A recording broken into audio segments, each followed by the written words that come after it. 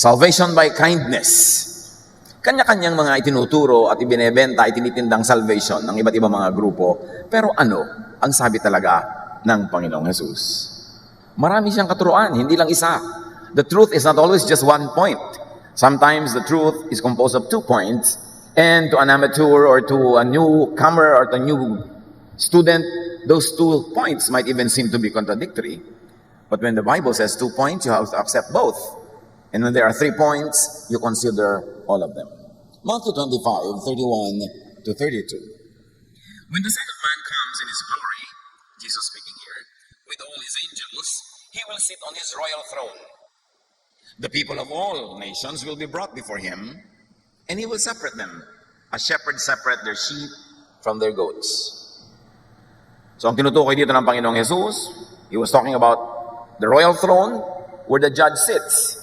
So the Lord refers to what people believe as judgment, or even last judgment. And all nations are mentioned, meaning this is going to be global, universal. All races, all tribes, all peoples will face the Lord. And when you say all people are typed into only 2 groups. And this is a dichotomy, which is a typical way of Jesus to teach. 2 men, 2 kinds of women, 2 people. Laging ganun, para madaling pagpilian ng nag-aaral kung sino siya sa dalawa. So, ang gagawin daw ng Panginoon ay paghihiwalayin. Tulad ng paghihiwalay ng mga taga-alaga ng mga hayop, yung tupa at yung mga kambing. Napakatandang katuruan na to. Alam na natin to.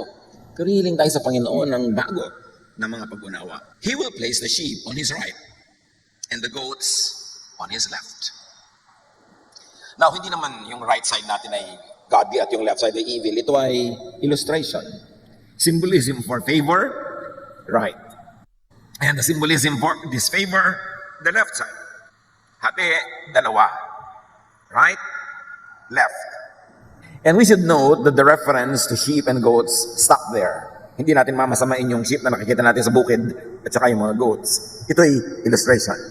Matthew 25:34. Then the king will say to those on his right, "My Father has blessed you. Come and receive the kingdom that was prepared for you before the world was created." So here, Jesus refers to a group that is blessed. And the kingdom, meaning heaven, meaning salvation into paradise, was mentioned. And Jesus even says that this kingdom was prepared before the world was created. That means that this kingdom is preordained, predated, retroactive even. And that it is timeless, effective, even before the incarnation of Jesus the Word that became Jesus the person. So the question is, why are they blessed? How are they saved? Paano nangyari? Ipinaliwanag naman ni Jesus yung favored group kung bakit sila favored. Wala namang favoritism ang Diyos. These people earned that favor. Matthew 25:35 to 40, sabi ni Jesus, "You will be blessed, you will receive the kingdom, because when I was hungry, you gave me something to eat. When I was thirsty, you gave me something to drink. When I was a stranger, you welcomed me. When I was naked, you gave me clothes to wear. When I was sick, you took care of me. And when I was in jail, you visited me." So may common denominator, yung mga recipients of kindness na ito. Yung mga dukha, yung mga mahihirap, yung mga kawawa, yung mga puwera, because they are the ones who are thirsty, hungry. They are the strangers in many places where they have no homes. They are naked, sick, and many are in jail, not because they are bad, but because of the injustice of the very unfair social order. So pagka daw, ginawan mo ng mabuti itong mga tao ito, sabi ni Jesus, you will inherit the kingdom of God. In other words, you will be saved. You will be saved by being kind to these types of people. And the when that Jesus mentions is all opportunities in history. Opportunities in all nations. Opportunities in all circumstances to do a Jesus. To believe in and practice Jesusness. Marami nagtatanong, paano nung hindi pa isinisilang sa Jesus? Paano naman maliligtas yung iba? Paano yung mga lugar na hindi narating ng mga misyonero? Paano naman sila kikilalanin ng Diyos? Nilinaw na ni Jesus dito. In all places, in all times, in all nations, in all circumstances, when you do good to the needy, God loves you back. Wala namang ipinrescribe dito na, oh, halika kayo, you will inherit the kingdom of God because you joined a certain religious community. Because you went through a certain religious ritual. Because you ate this and not ate this. Ang sabi, because you are good, you are kind to the needy. Walang ibinigay si Jesus na religious label. Ang nagbigay lang ng religious labels, mga religions later. Mga religious later, kanya-kanyang angkin kay Jesus, kanya-kanyang angkin kay sa Diyos, at kanya-kanyang angkin ng sarili nilang licensed and franchised way to bring you to heaven para sa kanila kayo sumali. Pero walang ganong itinuro si Jesus. Kaya dapat ang laging binabalikan, Jesus, and very basic, Jesusness. Then yung kabilang grupo, binalingan naman ni Jesus. Verse 37, and so on. Then the ones who please the Lord will ask, when did we give you something to eat or drink? Nakakapagtaka naman, bakit kami mag-i-inherit ng kingdom of God? We never really knew you personally. When did we do that for you? When did we see you? When did we welcome you as a stranger? Or give you clothes to wear?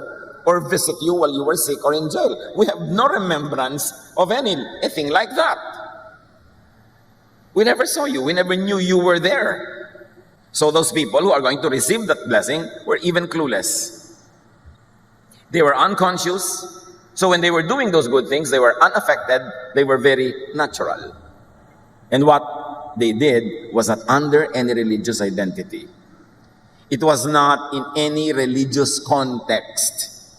It was plain, day-to-day, simple act of kindness. And it was not even consciously for Jesus. Kasi when did we do this for you? We didn't know that. But what was important, and apparently, all of that was done in the spirit of Jesusness. Yes, they did not know that it was Jesus they were doing it for, but they were doing it in the spirit of Jesusness, which is the spirit of love, the spirit of kindness, which transcends places and times, races and nations and peoples. It was very universal. Then verse 40 and so on, the king will answer, whenever you did it for any of my people, no matter how unimportant they seemed, you did it for me. Sabi niya ba, alam niyo ba, kung ginawa niyo yan kahit kanino dito sa mga taong ito na iniibig ko, at iniibig ni Jesus very especially yung mga kawawa, yung mga oppressed, yung mga weak. Sabi niya, itinuturing ko yan na ginawa niyo sa akin kahit wala ako doon personally. So apparently what pleases God, what opens God's eternal kingdom to people, what saves into eternal life, as far as the very teaching of Jesus is concerned, is feeding the hungry, giving the drink to the thirsty, accepting strangers, clothing the naked, which all mean being kind, especially to the needy, the weak. This is high score activity as far as God is concerned. Dapat nating idiin na hanggang ngayon walang minimension ditong religious identity. This is generic act of kindness without any label of religious identity. But this reading is usually glossed over, even hidden by franchised religion and salvation. Siyempre, pag nakinig tayo sa iba't ibang religious group, ang i-emphasize nila, para kayo maligtas, sali kayo sa amin. Kailangan namin kayong bautismahan, kailangan namin kayong gawa ng ganito at ganon, meron kayong susundin ng mga reglamentos namin, pero hindi yun ang turo ni Jesus. Kaya napaka-importanteng balikan si Jesus. Kasi pag akyat ni Jesus sa langit, kanya-kanyang claim na ang mga tao na sila ang tama, ang paraan nila ang tama, at sa tamang paraan nila, doon ka lang makakarating sa langit. Inangkin nila ang pintuan ng langit. Hindi naman ang teaching ni Jesus. Matthew 25:41, then the king will say to those on his left, get away from me, you are under God's curse. Get into the everlasting fire, prepared for the devil and his angels. So now here Jesus mentions the opposite. Fire, hell, judgment, punishment, all in one breath. And the important thing is that Jesus says it was prepared. Like heaven, this is preordained, predated, retroactive. This also is timeless. And why are they sent to hell? What was done and not done by them, Jesus enumerates. Matthew 25:42-45. I was hungry, you did not give me anything to eat. That's why you are going to hell. I was thirsty, but you did not give me anything to drink. I was a stranger, but you did not welcome me. I was naked, but you did not give me any clothes to wear. I was sick and in jail, but you did not take care of me. Then the people, like the first group, the second group will say, Lord, when did we fail to help you? When you were hungry or thirsty or a stranger or naked or sick or in jail? Hindi namin gagawin sa inyo yan. You are the Lord of Lords, you are the King of Kings. Pag nakita namin nandiyan kayo, nalaman namin nandiyan kayo, papakainin siyempre namin kayo, aasikasuhin namin kayo. Kailan namin kayo pinabayaan? Hindi namin magagawa yan. The king will say to them, whenever you failed to help any of my people, no matter how unimportant they seemed, you failed to do it for me. Yung ang bait-bait mo pag nasa church ka, pag hindi ka naman mabait sa mga nasa labas, you failed to do it for me. Bakit? Yan na bang nasa loob ng church ang nilikha ng Diyos? Natural. Sasabihin ni Jesus, pag akong kaharap nyo, ang babait nyo, bibigyan nyo lahat. Pero pagka mga hamak, mga dukha, mga kaya-kayanan nyo, mamaltratuhin nyo na. Ako ang minamaltrato nyo tuwing ginagawa nyo yon. Kaya huwag kayong magtaka that you're going to be sent to hell. What displeases and angers God? What closes God's eternal kingdom to some people? What brings about judgment? What sends people to hell?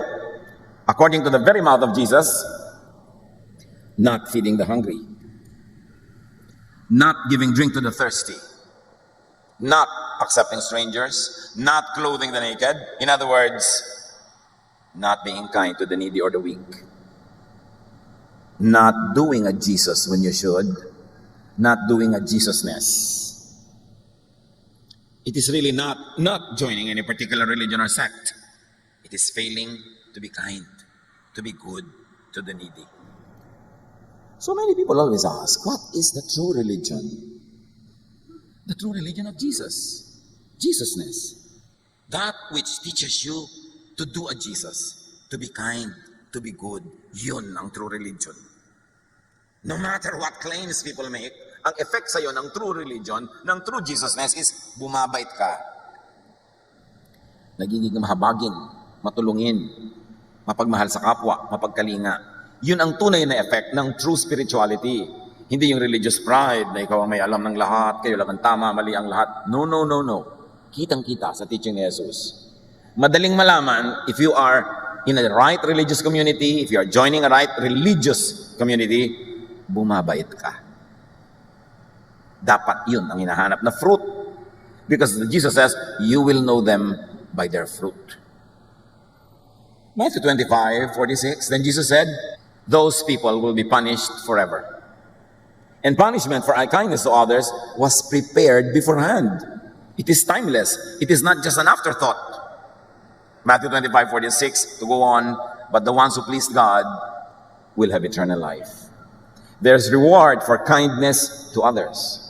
It was prepared, and this based on another preparation. It was really prepared beforehand. Ganon kahalaga yung kindness. Nakalaan na ako anong pupuntahan ng kind at ang pupuntahan ng unkind. At may ipin-prepare pang isang bagay na may kinalaman sa kindness and goodness. Ephesians 2:10. For we are God's handiwork, created in Christ Jesus to do good works, which God prepared in advance for us to do. Marami nagtatanong, ano po ang meaning ng life? Anong katuturan ko? Anong kahulugan ko? Ikaw ay nilikha ng Diyos. One, ikaw ay nilikha ng Diyos para gumawa ng mabubuting bagay. Two, at ikaw ay inihanda ng Diyos para gumawa ng mabubuting bagay na matagal na niyang inilaan assignment mo. Three, hindi ka aksidente, hindi ka meaningless, nilikha ka in a special way for a special purpose, and itinakda na kung anong gagawin mo dapat sa buhay. Yung nakaayon sa kung anong binigay sa iyo na giftings, strengths, talents, yun ang papel mo sa buhay. At lahat ng yan ang ending, maging mabuti sa kapwa, maging mabait sa kapwa. At inilaan na yan ng Diyos bago pa nilikha ang mundo. Hindi ka pa isinisilang, alam na ng Diyos kung anong gagawin sa'yo, at alam niya kung anong ipapagawa sa'yo. Kaya sabi, I praise you because I am fearfully and wonderfully made. You created me in my inmost being. While I was being created in my mother's womb, you saw my unformed body, and all the days in my life, you ordained for me. That's all the Psalms say. So lahat may saysay. Everyone is created and designed for a purpose. Everyone is created and designed for specific good works as directed by their giftings. They are designed for the fulfillment of God's will and intention. Kaya sabi sa Ephesians 4:11-16, Christ gave gifts to people. Some of them were enumerated here, but not all. He made some to be apostles, some to be prophets, some to go and tell the good news, and some to care for and teach God's people. Christ gave these gifts to prepare God's holy people for the work of serving, to make the body of Christ stronger. In the context of the church, sinasabi ng Ephesians, iba-iba ang binigay ng Diyos na gift sa mga tao, kaya iba-iba dapat ang papel nila. Hindi kayo dapat maggagawa ng papel. Lumagay kayo sa lugar nyo kung anong gift ang binigay sa inyo, at pag lahat kayo kumilos ayon sa gift na binigay sa inyo, the church will be strong. Ganito rin sa family, sa community, sa bansa, sa buong mundo. Pag lumagay ka sa lugar, ginagawa mo ang tama as you were gifted by God to do, the world will move forward and prosper, and everybody will benefit. Lahat may purpose. Sa pamilya, ano? Lahat ng tao may papel. Hindi isa lang ang may papel na kumita at yung iba ang papel gumastos. Kailangan lahat mayroong papel sa pagbuo ng pamilya. 1 Corinthians 12:4-5, there are different kinds of spiritual gifts, but they are all from the same Spirit. There are different ways to serve God, but we serve the same Lord. So kanya-kanyang lugar, kanya-kanyang papel. And reward is for being faithful to one's giftedness, one's calling and purpose. Faithful ka ba sa binigay sa iyong gift? Reward is for doing good to others. Reward is for giving balance to life, to the world, to life. Because when you do your part, everybody will benefit and you will get your share. Reward is for true and pure spirituality, religiosity, which really means kindness. God rewards kindness. James 1:27 wishes to clarify something. Religion that God our Father accepts as pure and faultless is this: to look after orphans and widows in their distress, and to keep oneself from being polluted by the world. Sabi ng Contemporary English Version, religion that pleases God the Father must be pure and spotless. You must help needy orphans and widows, and not let this world make you evil. Very clear. Religion that God loves and approves of is not about membership. It's not about ritual. It's not about the usual standards of corporate religions. But it is being kind and being good. Sino ang mas makadiyos? Yung hindi relihiyosa pero matulungin sa kapwa? O yung relihiyosa pero hindi naman matulungin? Alam na natin ang sagot. Ngayon, doble-doble na kung napaka-relihiyosa mo pa, napaka-spiritual mo, tapos napaka-matulungin mo pa. How can you go wrong? Pero yung kakulangan sa kabaitan sa kapwa at kabutihan ay hindi pwedeng pagtakpan ng relihiyon o pagiging relihiyoso. Tinitingnan ng Diyos ang puso ng tao. And of course, this meaning of Jesus can be extended in many loving ways. Because hunger and thirst, need for hospitality, is not only material, but also spiritual and emotional. Parang yung sinasabi ng psychology na needs of man, basic needs, material, and then of course yung secondary needs, mga being wanted, feeling important, emotional, social, and then there's the spiritual, yung merong meaning ang yung buhay. So ganun din yung clothing and feeding and giving drink and visiting. Hindi lang physical, it can have emotional and social angles. Meaning the stranger that Jesus refers to, that you should be hospitable to, is also the strange, the outsider. Kung yung stranger in its primitive sense is may bayan kayo, tapos may outsider, nandun sa yung foreigner, sa yung outsider. Pero ganun din sa lipunan, may grupo kayo, meron kayong society, meron kayong pamilya na kakaiba siya, hindi siya kabilang, siya rin yung stranger na yun. So stranger is also the strange, the outsider. Strangers that we have to be nice to are those who are cast out and rejected because they don't belong. That the people of God, the followers of Jesus, should be kind and nice to the stigmatized, to the branded, to the demonized, to certain types of people who are marginalized, disenfranchised, disempowered, at inaapi pa nga, oppressed. Extend the meaning of stranger to this, not only the foreigner or the tourist. Luke 7:39, the Pharisee who had invited Jesus saw this and said to himself, if this man really were a prophet, he would know what kind of woman is touching him. He would know that she's a sinner. So here is a stranger here An outsider, a woman who is considered by the religious as a sinner. And obviously, by what the Pharisees were saying, they would never allow this woman to touch them. Magiging outsider pa rin yung woman na yon. She will never belong, she will never be welcome. But on the contrary, Jesus allows her to touch him, and Jesus in fact affirms her. Yun ang ibig sabihin ng, I was a stranger and you welcomed me. I was this woman considered sinful, but Jesus welcomes me. The Pharisees won't welcome me. So, at once, a dichotomy, yung magkakaibang attitude. Matthew 9, 10 to 11. Later, Jesus and his disciples were having dinner at Matthew's house. Many tax collectors and other sinners were also there. Some Pharisees asked Jesus' disciples, why does your teacher eat with tax collectors and other sinners? Ito na naman yung outsiders. Tax collectors, sinners, people that will never be welcome in the presence of the religious. And their question to Jesus through the disciples was, why do you welcome these people into your presence? Why do you even fellowship and fraternize with them? Because obviously, kung sila lang ang masusunod, yung mga religious, they will never do it.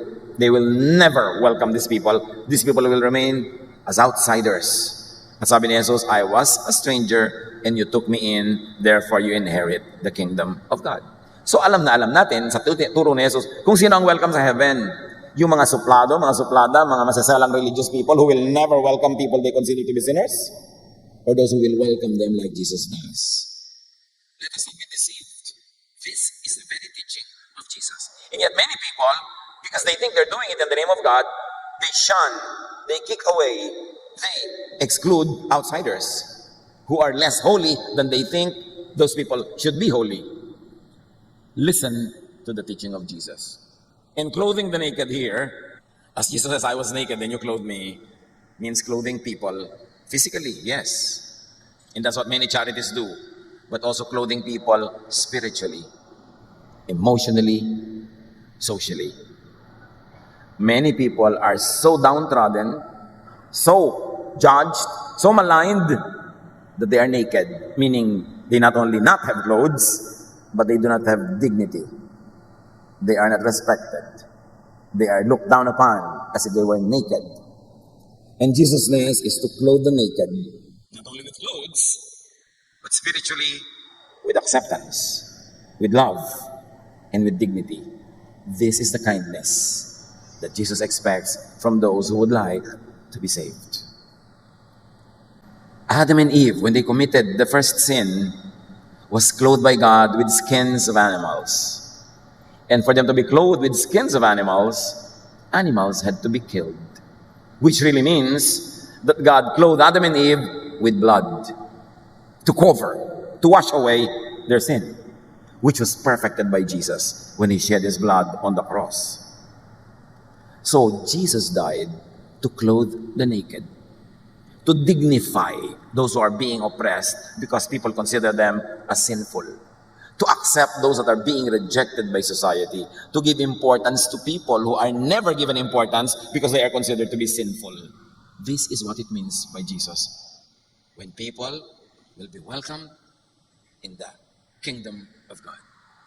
Luke 8, 1 to 2. Soon after this, Jesus was going through towns and villages, telling the good news about God's kingdom. And what was that good news? Joining our church, ganun ba yun? Doing this ritual?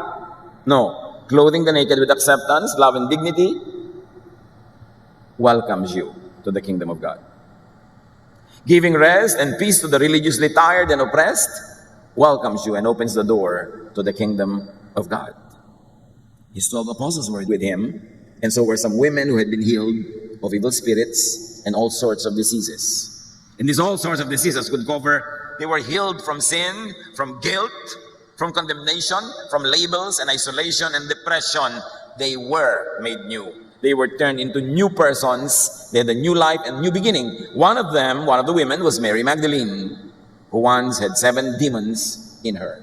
And those demons, when actual literal demons, are very clear to understand. But when you become metaphorical, those demons could be the demons of guilt, the demons of self-depreciation, depression, isolation, loneliness, which is the illness of people who are outcasts, who are judged, who are excluded from the mainstream by the religious people who think that these types of people do not deserve attention and kindness. But these are the very people who are the clients of Jesus, who are the main concerns of Jesus. So Jesus saves people from sin, from the eternal punishment for sin that is very obvious and always taught. But very important to appreciate is that Jesus saves people also from earthly punishment for sin by fellow sinners. Hindi lang naman Diyos ang nagpaparusa sa may kasalanan eh. Ang una at pinakamalupit magparusa kapwa makasalanan, kapwa tao. So Jesus saves people from earthly punishment for sin by condemnation, by affliction of others, and also by oneself. One of the most difficult condemnation is self-condemnation. At pagka guilty ka, pag kinokondition ka lagi maging guilty, inuusig, you are always made to know yourself as undeserving, mahirap mabuhay na ikaw mismo ang may dala ng ganong judgment on yourself. And Jesus sets people free from all that. Nakita natin kung paano niya tinanggap na walang patakaran ang lahat ng mga dumarating sa Kanya. At pagkatapos pagtagal-tagal, isa-isang nawawala yung mga nakatira sa kanilang mga masasamang espiritu, literally or symbolically, because the love of Jesus heals them all. But Jesus begins with us as is where is. Wala siyang requirement para lumapit ka sa Kanya. Minamahal ka agad, nililinis, tinatanggap, at dun matapos yun, unti-unti ka ngayong gumagaling. Because God changes us from glory to glory after we have received Jesus into our hearts, into our lives. People's kindness to others gives them God's kingdom, God's reign, God's blessings, in other words, eternal life. This is from the very mouth of Jesus. I always emphasize that because if you listen from other mouths, iba ang sasabihin nila sa inyo how to have eternal life. But per Jesus, people's unkindness to others gives them hell. It gives them timeless death. Buhay pa sila, parang patay na sila. God's kingdom is not about religious affiliation. Although when you are affiliated to the very maka-Jesus na mga faiths, lalo kang lumalapit sa Diyos. Pero affiliation by itself is not the point. God's kingdom is not about religious rituals and activities. It's not about religious calendars and festivals. It's not even about religious issues and doctrines. It's not about diets. It's about Jesus and Jesusness and kindness and goodness. Romans 14:17, for the kingdom of God is not a matter of eating and drinking or religious rituals, but of righteousness. And righteousness is always defined as goodness to others. So the kingdom of God is not a matter of religious diets or activities, but of righteousness, goodness to others, of peace and joy in the Holy Spirit. The kingdom of God is about kindness and goodness to others. Paulit-ulit tayo. Kasi kailangan malinaw.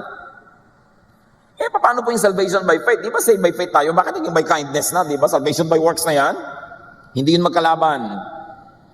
Because faith in Jesus means faith in the teachings of Jesus, faith in Jesus the person, and faith in Jesusness as a thought, as a lifestyle, as a habit, as a way of dealing with others.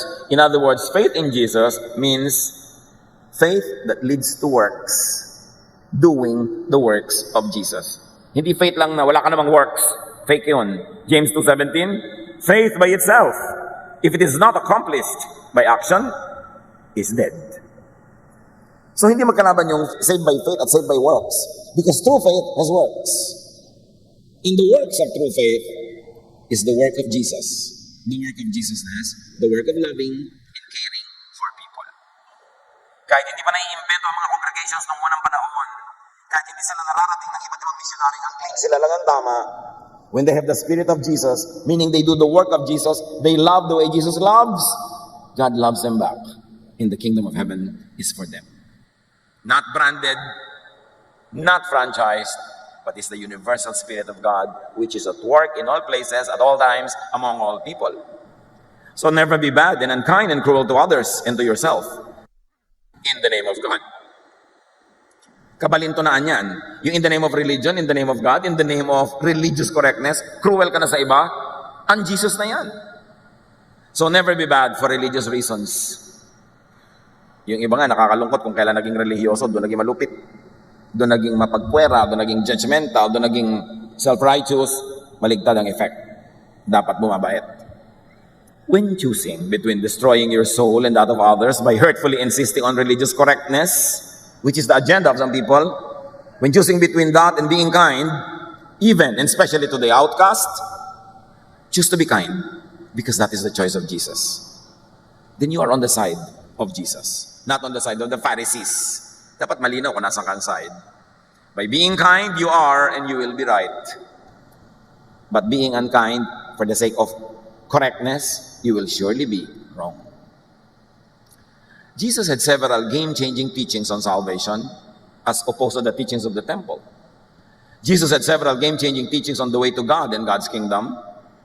So understand Jesus' teachings on salvation by kindness. So sabihin natin, ganun lang, maging mabait lang ako, welcome na ako sa heaven. May iba pa sinabi si Jesus, balikan mo yung kwento.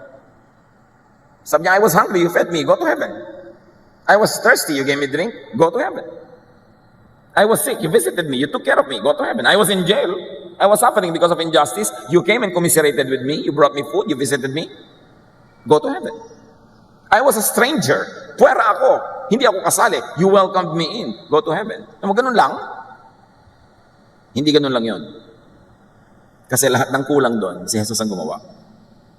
Jesus died for us. Jesus paid with His life para padaliin sa atin yon, para masabi mong ganun lang. So, konti na lang natin na mong gagawin. Maging mabait ka na lang. Matthew 11:28-30. Come to me, all of you who are weary and burdened, with all that religion, and I'll give you rest. Take my yoke upon you and learn from me, not from them, because they will only teach you to be cruel, to be unkind, and to be ultra-religious to the point of being unkind to others. Take my yoke upon you and learn from me, for I am gentle and humble in heart, and you will find rest for your souls. Pag sa akin kayong susunod, di kayo ma-stress. Mapagod man kayo, katawan lang, pero hindi yung spirit. Hindi ko kayo laging uusigin, laging papagalitan, laging ipupwera, laging tatakutin. You will find rest for your souls. Ganun lang? Yes, ganun lang. Kasi ginawa ko na lahat eh. Ang natira na lang siya, tanggapin mo yan at magpakabait ka sa kapwa mo. Yun na lang yung hinahanap sa ng Ama. For my yoke is easy and my burden is light. Sabi niya sa verse 30. So be kind. God made it easy for us to enter into eternal life. In this particular teaching of Jesus, though there are several other teachings, the way is to be kind. Hindi mo kailangan maging morally perfect. Hindi mo kailangan mabemorya ang buong Biblia in a certain version. Hindi mo kailangan magpunta sa iba't ibang lugar para bisitahin lahat ng mga banal na dako. Maging mabait ka lang. Welcome ka na sa Diyos. Sabi niya, my yoke is easy, my burden is light. Huwag nating paguluhin na dinadagdagan ng religious identity yung salvation. Drama lang yon, alamat lang yon ng mga relihiyon na gustong sa kanila ka lang sumali para masolo kanila. Pero as far as Jesus is concerned, maging mabuti ka sa kapwa, okay ka sa Diyos. Lord, turuan niyo po kami na i-apply ito sa aming buhay. Alam namin na hindi ganito lang yon. Ang iyong anak na si Jesus ang gumawa ng lahat ng kailangan at humarap sa lahat ng hirap para maging parang madali lang sa amin. Teach us, Lord, to appreciate the work of your Son, Jesus, by doing His work, by being good, by being kind to people. Right now, I challenge you, church, each one of us, bow before the Lord. Think of people you are not kind to. People you know, people in your life, people in your family, in your social circle, in your workplace, anywhere. People that you know, hindi ka mabuti sa kanila. Hindi ka mabait sa kanila. People na kumisa sinasadya mo pa talagang pahirapan, parusahan, at gawa ng hindi maganda. Think. Nawa, zero. Pero himala naman kung zero. Mabait naman. Kawa zero. Pero kung mayroon, I want you to pray to God and seek God's forgiveness for being unkind. Kahit pa sabihin deserve nila na hindi ka maging kind, kahit pa sabihin masama kasi sila, sabi ni Lord, if you do it to the least of this, you do it to me. Hindi pinag-uusapan kung deserve nila yon. Ang pinag-uusapan, masama ka ba o mabuti sa kanila. Lalo kung sarili mong pamilya, sarili mong asawa o kapatid, sarili mong biyanan o manugang. God knows. Pray to the Lord. Surrender this to the Lord right now. Never rise from your seat, never leave this hall without making this thing clear with God. Think of those people.